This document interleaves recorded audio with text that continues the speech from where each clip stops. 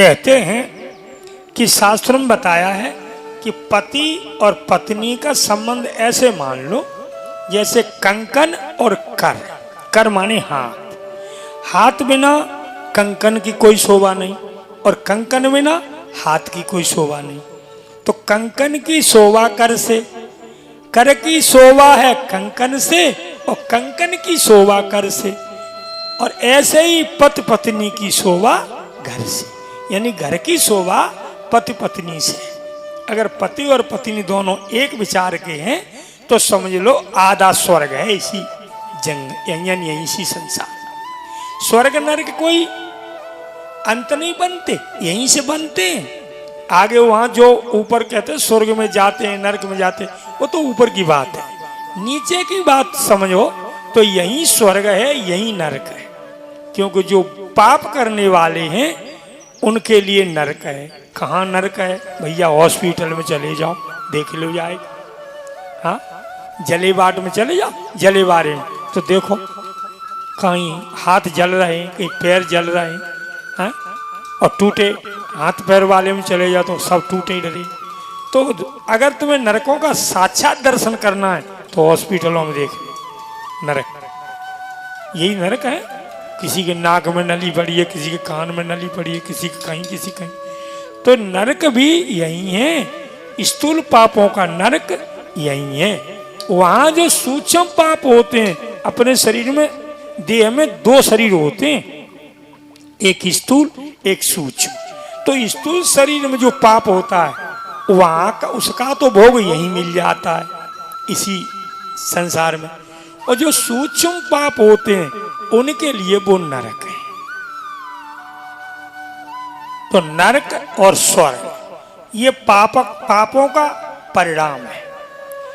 अब कहते हैं कि अगर हम अच्छे कहते हैं अरे भैया गंगा स्नान करो तो पाप कटे जाए। पाप करो ही काहे करना जो कटे जाए? भाई पाप कटे तब जो पाप करो, पाप करो ही मत जो कटे हुए की सोचो। गंगा स्नान कर लें तो पाप कटे जाए, तीर्थ करे आवे तो पाप कटे जाए। तो पाप करो काहे करना जो कटे जाए? तब कहते हैं महाराज वो तो हो जाते हैं पाप। अरे भैया अगर तुम्हें पता है चोरी नहीं करना चाहिए, तुम्हें पता है जुआ नहीं खेलना चाहिए, तुम्हें पता है मधु नहीं पीना चाहिए यानी दारू नहीं पीना चाहिए, मांस नहीं खाना चाहिए, ये सब तुम्हें पता है और फिर भी अगर पता है तो मत खाओ तो कैसे पाप हो जाएंगे? पाप जब होते हैं कि हम अपने मन की मानते, जो शास्त्र में लिखा है उसे नहीं मानते, संत ने कहा उसे नहीं मानते, सदगुरु ने कहा उसे नहीं मानते, मन की मान लेते हैं। तो जब मन की मानोगे तब तो पाप होंगे ही। क्योंकि रामायण में कहा है इंद्रियों को और देवताओं को ज्ञान अच्छा नहीं लगता। इंद्रियों के देवता हैं 10 हैं, 10 इंद्रिय, 10 इंद्रिय के 10 देवता। हाथों के इंद्र, पांव के 52 भगवान हैं, और लिंग के वरुण और गुदा के यमराज, और कान की दिशाएं, नाक के अश्विनी कुमार। इसी प्रकार से जो 10 इंद्रियां हैं, इन 10 इंद्रियों के अलग अलग देवता हैं। तो वे चाहते हैं कि अगर जीव भगवान की भक्ति करे भी लग गो तो हमें तो भोग मिलेगा ही नहीं, तो वो करने नहीं देते। इसलिए वो कुछ न कुछ विघ्न मचा देते। तो इन विघ्नों से हमें दूर बचना है। तो इनकी बात मत मानो। किनकी? इंद्रियों की। कान कहते हैं क्या फिल्मी गाना बज रहा है सुने, नहीं। उनसे कहो नहीं फिल्मी गाना नहीं सुनना, भजन सुनना।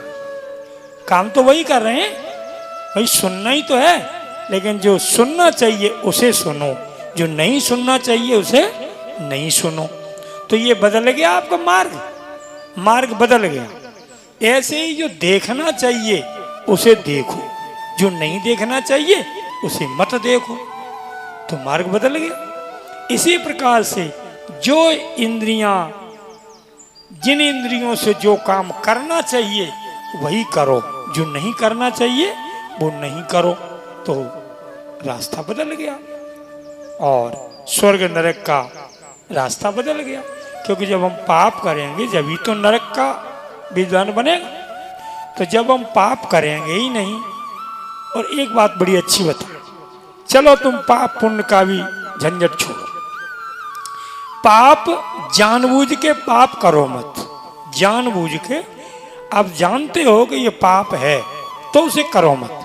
और जो धोखे में कोई जो पाप जानते नहीं हो आप और वो पाप हो जाता है धोखे में, उन पापों के लिए तीर्थ, गंगा इत्यादि स्नान वगैरह, व्रत वगैरह ये बताए।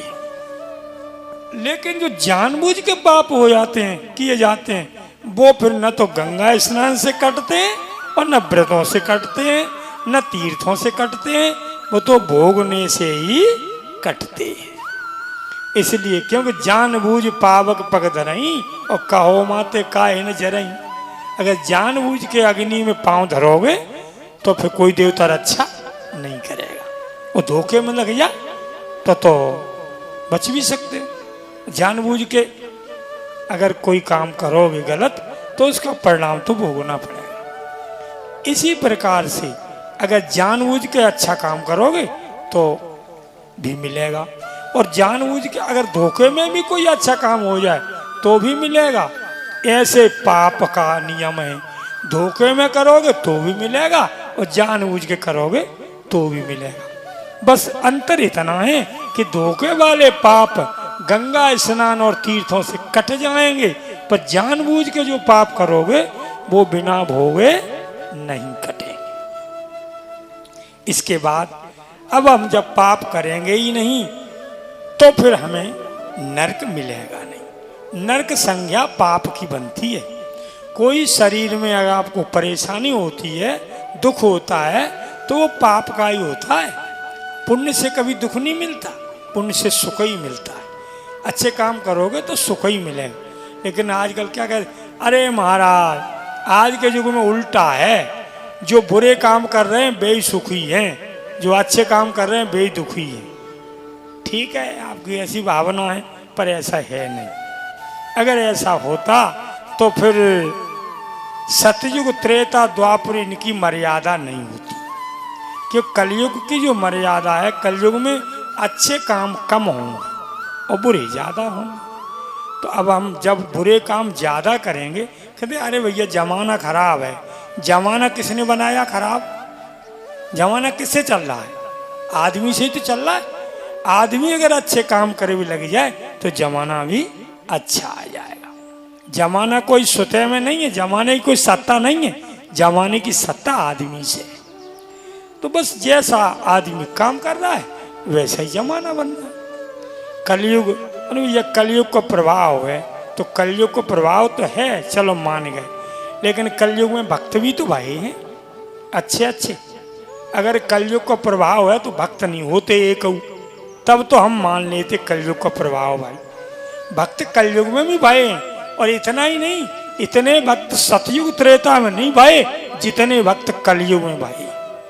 आप भक्तमाल को उठा के देखो, एक हिस्सा में है सतयुग त्रेता द्वापर के भक्त और 3 हिस्सा में है कलयुग के भक्त।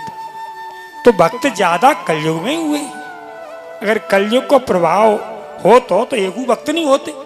तो ये तो बचना है अपने को। क्या करें हम, क्या करें? कलयुग का प्रभाव है, ये बचना है, सत्य नहीं है। कलयुग किसी से कहने नहीं आता कि तुम मांस खाओ। कलयुग किसी से कहने नहीं आता कि तुम जुआ खेलो। अब खुद खेल रहे हैं और कह रहे हैं कलयुग का प्रभाव है, तो ये बचने की बात है। अगर जो बचना चाहते हैं तो इस प्रभाव से भी बच सकते, नहीं बचना चाहते तो बात ही अलग है। तो कहने का मतलब ये है कि अगर हम गृहस्थ जीवन को पालन कर रहे हैं तो फिर हमें क्रोध से बचना चाहिए। लोभ करो लेकिन इतना लोभ मत करो कि न खाओ न खान दो।